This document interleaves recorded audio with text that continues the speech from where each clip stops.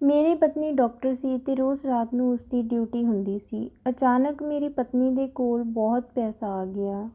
ਪਤਨੀ ਦਾ ਰਾਜ਼ ਜਾਣਨ ਲਈ ਮੈਂ ਇੱਕ ਦਿਨ ਉਸਦੇ ਹਸਪਤਾਲ ਗਿਆ ਤਾਂ ਹਸਪਤਾਲ ਵਿੱਚ ਬਹੁਤ ਛੋਟੇ-ਛੋਟੇ ਬੱਚੇ ਸਨ ਤੇ ਜਦੋਂ ਮੈਂ ਪਤਨੀ ਦੇ ਕਮਰੇ ਵਿੱਚ ਗਿਆ ਤਾਂ ਮੇਰੇ ਤਾਂ ਹੋਸ਼ ਹੀ ਉੱਡ ਗਏ ਕਿਉਂਕਿ ਮੇਰੀ ਪਤਨੀ 4 ਡਾਕਟਰਾਂ ਨਾਲ ਰਾਤ ਦੇ ਇਸ ਪਹਿਰ ਮੈਂ ਜੋ ਕੁਝ ਆਪਣੀਆਂ ਅੱਖਾਂ ਨਾਲ ਦੇਖਿਆ ਉਸ 'ਤੇ ਯਕੀਨ ਨਹੀਂ ਹੋ ਰਿਹਾ ਸੀ। ਮੇਰੀ ਉਹ ਪਤਨੀ ਜਿਸ 'ਤੇ ਮੈਨੂੰ ਖੁਦ ਨਾਲੋਂ ਜ਼ਿਆਦਾ ਭਰੋਸਾ ਸੀ, ਉਸਨੇ ਹੀ ਸਭ ਖਤਮ ਕਰ ਦਿੱਤਾ।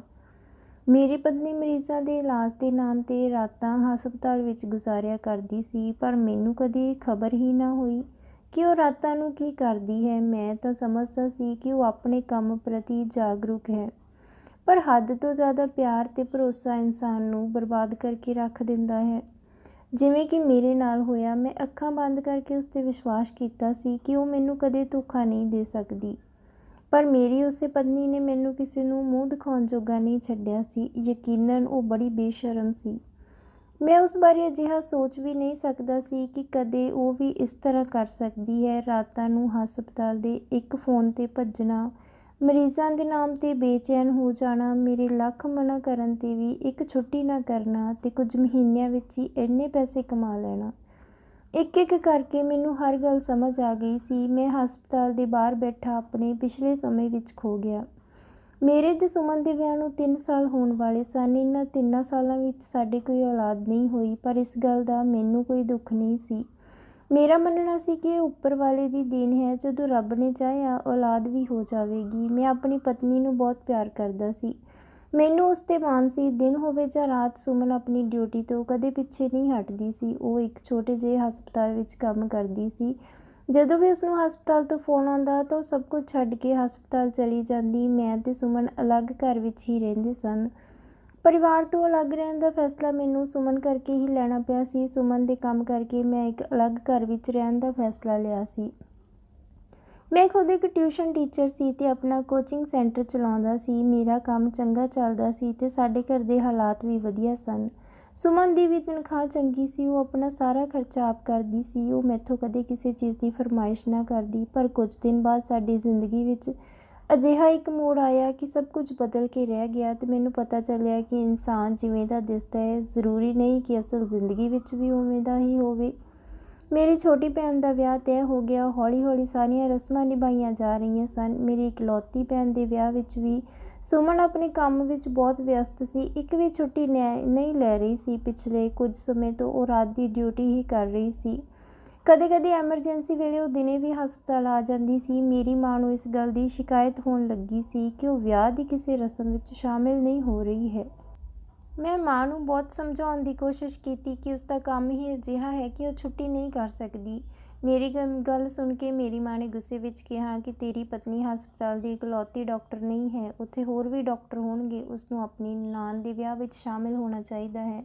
ਸਾਰੇ ਰਿਸ਼ਤੇਦਾਰ ਵੀ ਪੁੱਛ ਰਹੇ ਹਨ। ਮੈਂ ਤਾਂ ਹੁਣ ਵਿੱਚ ਵਿਚਾਲੇ ਫਸ ਗਿਆ ਸੀ। ਨਾ ਤਾਂ ਮਾਂ ਸਮਝ ਰਹੀ ਸੀ ਤੇ ਨਾ ਹੀ ਸੁਮਨ ਛੁੱਟੀ ਕਰ ਰਹੀ ਸੀ। ਮਾਂ ਚਾਹੁੰਦੀ ਸੀ ਕਿ ਸੁਮਨ ਸਾਰੇ ਫਰਜ਼ ਨਿਭਾਵੇ। ਦੇਖਿਆ ਜਾਵੇ ਤਾਂ ਮਾਂ ਦੀ ਗੱਲ ਵੀ ਸਹੀ ਸੀ, ਕਿਉਂਕਿ ਸੁਮਨ ਦੇ ਘਰ ਨਾ ਹੋਣ ਕਰਕੇ ਸਭ ਨੂੰ ਇਹੀ ਲੱਗਣ ਲੱਗਿਆ ਸੀ ਕਿ ਸੁਮਨ ਤੇ ਮੇਰੀ ਮਾਂ ਦੀ ਆਪਸ ਵਿੱਚ ਬਣਦੀ ਨਹੀਂ ਹੋਣੀ। ਜਦੋਂ ਸੁਮਨ ਘਰ ਆਈ ਤਾਂ ਮੈਂ ਉਸਨੂੰ ਕਿਹਾ ਕਿ 2-3 ਦਿਨ ਦੀ ਛੁੱਟੀ ਲੈ ਲੈਣੀ ਸੀ। ਮਾਂ ਨੇ ਕਿਹਾ ਹੈ, ਪਰ ਮੇਰੀ ਗੱਲ ਸੁਣਦੇ ਹੀ ਸੁਮਨ ਗੁੱਸੇ ਵਿੱਚ ਕਹਿਣ ਲੱਗੀ, ਮੈਂ ਇੱਕ ਡਾਕਟਰ ਹਾਂ ਤੇ ਹਸਪਤਾਲ ਵਿੱਚ ਮਰੀਜ਼ਾਂ ਨੂੰ ਮੇਰੀ ਜ਼ਰੂਰਤ ਹੁੰਦੀ ਹੈ ਤੇ ਤੁਸੀਂ ਚਾਹੁੰਦੇ ਹੋ ਕਿ ਮੈਂ ਫਾਲਤੂ ਦੀਆਂ ਰਸਮਾਂ ਲਈ ਕੰਮ ਛੱਡ ਦੇਵਾਂ। ਮੈਨੂੰ ਲੱਗਿਆ ਕਿ ਸੁਮਨ ਵੀ ਠੀਕ ਹੀ ਕਹਿ ਰਹੀ ਹੈ। ਹਸਪਤਾਲ ਵਿੱਚ ਉਸਦੀ ਜ਼ਰੂਰਤ ਹੁੰਦੀ ਹੈ। ਜਦੋਂ ਆਪ ਬਿਮਾਰ ਹੁੰਦੀ ਹੈ ਉਦੋਂ ਵੀ ਛੁੱਟੀ ਨਹੀਂ ਕਰਦੀ। ਪਰ ਹੁਣ ਮੈਂ ਮਾਂ ਨੂੰ ਕਿਵੇਂ ਸਮਝਾਵਾਂਗਾ। ਫਿਰ ਸੁਮਨ ਮੈਨੂੰ ਕਹਿਣ ਲੱਗੀ ਕਿ ਮੈਨੂੰ ਪਤਾ ਹੈ ਕਿ ਤੁਹਾਡੀ ਇਕਲੌਤੀ ਭੈਣ ਦਾ ਵਿਆਹ ਹੈ, ਪਰ ਮੇਰਾ ਕੰਮ ਵੀ ਜ਼ਰੂਰੀ ਹੈ। ਮੈਂ ਛੁੱਟੀ ਨਹੀਂ ਲੈ ਸਕਦੀ। ਮੈਂ ਉਸਦੀ ਮਜਬੂਰੀ ਸਮਝਦੇ ਹੋਏ ਉਸਨੂੰ ਕਿਹਾ ਕਿ ਤੂੰ ਤਸੱਲੀ ਨਾਲ ਆਪਣਾ ਕੰਮ ਕਰ, ਮਾਂ ਨੂੰ ਮੈਂ ਸਮਝਾ ਦੇਵਾਂਗਾ। ਉਹ ਕਹਿਣ ਲੱਗੀ, ਮੈਂ ਇੰਨਾ ਪੈਸਾ ਕਮਾਉਣਾ ਚਾਹੁੰਦੀ ਹਾਂ ਕਿ ਮੈਨੂੰ ਕਿਸੇ ਚੀਜ਼ ਲਈ ਤਰਸਣਾ ਨਾ ਪਵੇ। ਸੁਮਨ ਦੀ ਗੱਲ ਮੈਨੂੰ ਬੜੀ ਅਜੀਬ ਲੱਗੀ, ਕਿਉਂਕਿ ਸਾਡੇ ਕੋਲ ਤਾਂ ਸਭ ਕੁਝ ਸੀ, ਪਰ ਫਿਰ ਵੀ ਇੰਨਾ ਪੈਸਾ ਕਮਾਉਣ ਦੀ ਖਵਾਹਿਸ਼ ਕਿਉਂ ਕਰ ਰਹੀ ਸੀ ਉਹ। ਮੈਂ ਉਸਨੂੰ ਕਿਹਾ ਕਿ ਤੂੰ ਚਾਹੇ ਜੋ ਕਰ, ਬਸ ਵਿਆਹ ਵਾਲੇ ਦਿਨ ਛੁੱਟੀ ਕਰ ਲਵੀਂ, ਬਾਕੀ ਦਿਨ ਮੈਂ ਮਾਂ ਨੂੰ ਸਮਝਾ ਦੇਵਾਂਗਾ। ਸੁਮਨ ਨੇ ਕਿਹਾ ਠੀਕ ਹੈ, ਪਰ ਵਿਆਹ ਵਾਲੇ ਦਿਨ ਸਭ ਕੁਝ ਬਦਲ ਗਿਆ। ਮੇਰੀ ਮਾਂ ਦਾ ਮੂਡ ਬਹੁਤ ਖਰਾਬ ਸੀ। ਆਪਣੀ ਪਸੰਦ ਦੀ ਕੁੜੀ ਨਾਲ ਵਿਆਹ ਕਰਨ ਕਰਕੇ ਮਾਂ ਤਾਂ ਪਹਿਲਾਂ ਹੀ ਮੈਥੋਂ ਨਾਰਾਜ਼ ਸੀ। ਉੱਤੋਂ ਸੁਮਨ ਦਾ ਰਵੱਈਆ ਬਲਦੀ 'ਤੇ ਤੇਲ ਪਾਉਣ ਦਾ ਕੰਮ ਕਰ ਰਿਹਾ ਸੀ। ਮਾਂ ਹਰ ਗੱਲ 'ਤੇ ਮੈਨੂੰ ਸੁਣਾਉਂਦੀ ਕਿ ਚੰਗਾ ਹੁੰਦਾ ਜੇ ਤੂੰ ਘਰੇਲੂ ਕੁੜੀ ਨਾਲ ਵਿਆਹ ਕਰਵਾ ਲੈਂਦਾ, ਘੱਟੋ ਘੱਟ ਤੈਨੂੰ ਸਮਾਂ ਤਾਂ ਦਿੰਦੀ, ਸਾਰੀ ਰਾਤ ਹਸਪਤਾਲ ਵਿੱਚ ਗੁਜ਼ਾਰ ਦਿੰਦੀ ਹੈ। ਹੁਣ ਤੱਕ ਕੋਈ ਬੱਚਾ ਵੀ ਨਹੀਂ ਹੋਇਆ। ਮੈਂ ਖਾਮੋਸ਼ੀ ਨਾਲ ਮਾਂ ਦੀਆਂ ਗੱਲਾਂ ਸੁਣ ਰਿਹਾ ਸੀ। ਸੁਮਨ ਅੱਜ ਘਰ ਹੀ ਸੀ ਤੇ ਵਿਆਹ ਦੀ ਤਿਆਰੀ ਕਰ ਰਹੀ ਸੀ।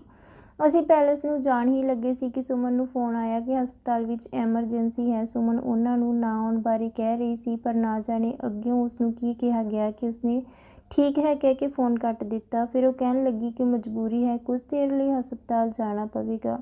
ਉਸ ਦੀ ਗੱਲ ਸੁਣ ਕੇ ਮੈਨੂੰ ਗੁੱਸਾ ਆ ਗਿਆ। ਮੈਂ ਕਿਹਾ, ਹਸਪਤਾਲ ਦੇ ਹੋਰ ਸਾਰੇ ਡਾਕਟਰ ਮਰ ਗਏ ਹਨ ਕਿ ਤੈਨੂੰ ਹੀ ਜਾਣਾ ਪੈਣਾ ਹੈ? ਤੂੰ ਸਾਫ਼-ਸਾਫ਼ ਮਨਾ ਕਰ ਦਿੰਦੀ ਤਾਂ ਉਹ ਰੋਣ ਲੱਗੀ ਕਿ ਉਹ ਮੇਰਾ ਮਰੀਜ਼ ਹੈ, ਉਸਦੀ ਹਿਸਟਰੀ ਮੈਨੂੰ ਹੀ ਪਤਾ ਹੈ, ਇਸ ਲਈ ਮੇਰਾ ਜਾਣਾ ਜ਼ਰੂਰੀ ਹੈ। ਤੁਸੀਂ ਘਰ ਵਾਲਿਆਂ ਨੂੰ ਥੋੜ੍ਹਾ ਸਮਾਂ ਕੋਈ ਬਹਾਨਾ ਬਣਾ ਦਿਓ।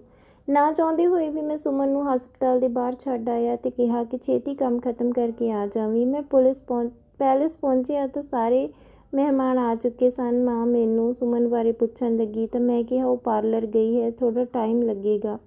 ਬਰਾਤ ਆ ਗਈ ਸੀ। ਮੈਂ ਸੁਮਨ ਨੂੰ ਕਈ ਵਾਰ ਫ਼ੋਨ ਕੀਤਾ ਪਰ ਉਸਨੇ ਨਾ ਚੱਕਿਆ। ਮਾਂ ਵਾਰ-ਵਾਰ ਮੇਰੇ ਵੱਲ ਸਵਾਲੀਆ ਨਜ਼ਰ ਨਾਲ ਦੇਖ ਰਹੀ ਸੀ।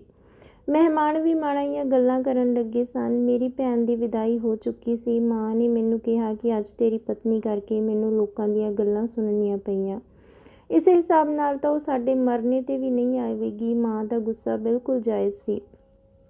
ਸੱਚ ਤਾਂ ਇਹ ਸੀ ਕਿ ਅੱਜ ਮੈਨੂੰ ਵੀ ਸੁਮਨ 'ਤੇ ਗੁੱਸਾ ਆ ਰਿਹਾ ਸੀ। ਮੈਂ ਪੈਲੇਸ ਤੋਂ ਸਿੱਧਾ ਹਸਪਤਾਲ ਹੀ ਪਹੁੰਚ ਗਿਆ। ਅੱਜ ਤੱਕ ਮੈਨੂੰ ਹਸਪਤਾਲ ਦੇ ਅੰਦਰ ਮੈਂ ਨਹੀਂ ਗਿਆ ਸੀ, ਬਸ ਸੁਮਨ ਨੂੰ ਬਾਹਰ ਹੀ ਛੱਡ ਕੇ ਮੁੜ ਜਾਂਦਾ। ਪਰ ਅੱਜ ਜਦੋਂ ਹਸਪਤਾਲ ਦੇ ਅੰਦਰ ਗਿਆ ਤਾਂ ਦੇਖ ਕੇ ਹੈਰਾਨ ਰਹਿ ਗਿਆ। ਇੱਥੇ ਤਾਂ ਬੱਚੇ ਐਡਮਿਟ ਸਨ। ਮੈਂ ਸੁਮਨ ਨੂੰ ਇੱਕ ਕਮਰੇ ਵਿੱਚ ਜਾਂਦੇ ਦੇਖਿਆ, ਇਸ ਲਈ ਉਸਨੂੰ ਲੱਭਣ ਵਿੱਚ ਜ਼ਿਆਦਾ ਸਮਾਂ ਨਾ ਲੱਗਿਆ। ਮੈਂ ਵੀ ਉਸਦੇ ਪਿੱਛੇ ਸੀ। ਉਹ ਕਮਰੇ ਵੱਲ ਚਲਿਆ ਗਿਆ, ਪਰ ਕਮਰੇ ਅੰਦਰ ਜੋ ਮੰਜ਼ਰ ਦੇਖਿਆ ਤਾਂ ਮੇਰਾ ਦਿਲ ਦਹਿਲ ਗਿਆ। ਕਮਰੇ ਵਿੱਚ ਸੁਮਨ ਇਕੱਲੀ ਨਹੀਂ ਸੀ, ਉਸ ਨਾਲ 4 ਮਰਦ ਵੀ ਸਨ। ਉੱਥੇ ਜੋ ਵੀ ਚੱਲ ਰਿਹਾ ਸੀ ਉਹ ਦੇਖ ਕੇ ਮੇਰੀ ਤਾਂ ਧੜਕਣ ਹੀ ਰੁਕ ਗਈ ਸੀ। ਮੇਰੀ ਪਤਨੀ, ਜਿਸ ਨੂੰ ਮੈਂ ਮਸੀਹਾ ਮੰਨਦਾ ਸੀ, ਅਸਲ ਵਿੱਚ ਉਹ ਅੰਦਰ ਤੋਂ ਹੈਵਾਨ ਸੀ। ਮੈਂ ਹਸਪਤਾਲ ਤੋਂ ਬਾਹਰ ਆ ਕੇ ਫੁੱਟਪਾਥ 'ਤੇ ਬੈਠ ਗਿਆ। ਮੈਂ ਇੰਨੇ ਸਾਲਾਂ ਵਿੱਚ ਸੁਮਨ ਦਾ ਅਸਲੀ ਰੂਪ ਨਾ ਦੇਖ ਸਕਿਆ। ਮੈਨੂੰ ਉਸ ਨਾਲ ਨਫ਼ਰਤ ਹੋਣ ਲੱਗੀ, ਪਰ ਨਾਲ-ਨਾਲ ਅਫ਼ਸੋਸ ਵੀ ਹੋ ਰਿਹਾ ਸੀ ਕਿ ਮੈਂ ਸੁਮਨ ਦਾ ਅਸਲੀ ਚਿਹਰਾ ਪਛਾਣ ਨਹੀਂ ਸਕਿਆ। ਉਸ ਦੀ ਖਾਤਰ ਮੈਂ ਆਪਣੀ ਮਾਂ ਨੂੰ ਵੀ ਨਾਰਾਜ਼ ਕਰ ਲਿਆ ਸੀ। ਮੈਂ ਤਾਂ ਉਸਨੂੰ ਬਹੁਤ ਪਿਆਰ ਕਰਦਾ ਸੀ, ਪਰ ਉਸਦੀ ਸੱਚਾਈ ਜਾਣਨ ਤੋਂ ਬਾਅਦ ਮੈਨੂੰ ਉਸ ਨਾਲ ਨਫ਼ਰਤ ਹੋ ਚੁੱਕੀ ਸੀ। ਮੈਂ ਇੱਕ ਅਜਿਹੀ ਔਰਤ ਨਾਲ ਜ਼ਿੰਦਗੀ ਗੁਜ਼ਾਰ ਰਿਹਾ ਸੀ ਜੋ ਔਰਤ ਕਹਾਉਣ ਦੇ ਲਾਇਕ ਵੀ ਨਹੀਂ ਸੀ। ਮੈਂ ਜਾਣ ਗਿਆ ਸੀ ਕਿ ਰੱਬ ਨੇ ਸਾਨੂੰ ਔਲਾਦ ਕਿਉਂ ਨਹੀਂ ਦਿੱਤੀ। ਮਾਂ ਬਣਨਾ ਸੁਮਨ ਵਰਗੀਆਂ ਔਰਤਾਂ ਦੀ ਕਿਸਮਤ ਵਿੱਚ ਨਹੀਂ ਹੁੰਦਾ, ਜੋ ਦੂਜਿਆਂ ਦੀ ਔਲਾਦ ਨਾਲ ਖਿਲਵਾੜ ਕਰਦੀ ਹੋਵੇ। ਬਹੁਤ ਸੋਚਣ ਤੇ ਸਮਝਣ ਤੋਂ ਬਾਅਦ ਮੈਂ ਸਿੱਧਾ ਪੁਲਿਸ ਨੂੰ ਫ਼ੋਨ ਲਾਇਆ। ਉਹਨਾਂ ਨੂੰ ਸਾਰੀ ਸੱਚਾਈ ਦੱਸ ਦਿੱਤੀ। ਪੁਲਿਸ ਵਾਲੇ ਮੌਕੇ 'ਤੇ ਪਹੁੰਚ ਗਏ। ਸੁਮਨ ਤੇ ਉਹਨਾਂ 4 ਆਦਮੀਆਂ ਨੂੰ ਗ੍ਰਿਫਤਾਰ ਕਰ ਲਿਆ। ਮੈਂ ਉਹਨਾਂ ਸਭ ਦੇ ਖਿਲਾਫ ਗਵਾਹੀ ਦੇਣ ਲਈ ਤਿਆਰ ਸੀ। ਸੁਮਨ ਉਹਨਾਂ ਦੇ ਨਾਲ ਮਿਲ ਕੇ ਇੱਕ ਬੱਚੇ ਦੇ ਗੁਰਦੇ ਕੱਢਣ ਦੀ ਤਿਆਰੀ ਕਰ ਰਹੀ ਸੀ। ਉਹਨਾਂ ਵਿੱਚ ਹੋਣ ਵਾਲੀ ਗੱਲਬਾਤ ਤੋਂ ਮੈਨੂੰ ਸਾਰਾ ਕੁਝ ਪਤਾ ਚੱਲ ਗਿਆ ਸੀ। ਇਹ ਸਾਰੇ ਮਿਲ ਕੇ ਗੈਰ ਕਾਨੂੰਨੀ ਢੰਗ ਨਾਲ ਇਹ ਕੰਮ ਕਰਦੇ ਸਨ। ਇਹ ਗਰੀਬਾਂ ਦੇ ਬੱਚੇ ਹੁੰਦੇ ਸਨ। ਹਸਪਤਾਲ ਵਾਲੇ ਸੁਮਨ ਨਾਲ ਮਿਲ ਕੇ ਮਾਸੂਮ ਬੱਚਿਆਂ ਦੇ ਅੰਗਾਂ ਦੀ ਤਸਕਰੀ ਕਰਦੇ ਸਨ। ਸੁਮਨ ਨੇ ਪੈਸਾ ਕਮਾਉਣ ਲਈ ਕਿੰਨਾ ਗਲਤ ਰਸਤਾ ਅਪਣਾਇਆ ਸੀ। ਮੈਂ ਸੁਮਨ ਨੂੰ ਪੁੱਛਿਆ ਕਿ ਕੀ ਕਮੀ ਸੀ ਸਾਡੇ ਕੋਲ ਜੇ ਤੂੰ ਇਹ ਸਭ ਕੀਤਾ, ਪਰ ਉਸ ਕੋਲ ਕੋਈ ਜਵਾਬ ਨਹੀਂ ਸੀ। ਪੈਸਿਆਂ ਦੇ ਲਾਲਚ ਵਿੱਚ ਕਦੇ-ਕਦੇ ਇਨਸਾਨ ਖੁਦ ਆਪਣੀ ਬਰਬਾਦੀ ਦਾ ਕਾਰਨ ਬਣ ਜਾਂਦਾ ਹੈ। ਤਾਂ ਦੋਸਤੋ, ਇਹ ਸੀ ਅੱਜ ਦੀ ਕਹਾਣੀ। ਉਮੀਦ ਕਰਦੇ ਹਾਂ ਤੁਹਾਨੂੰ ਪਸੰਦ ਆਈ ਹੋਵੇਗੀ।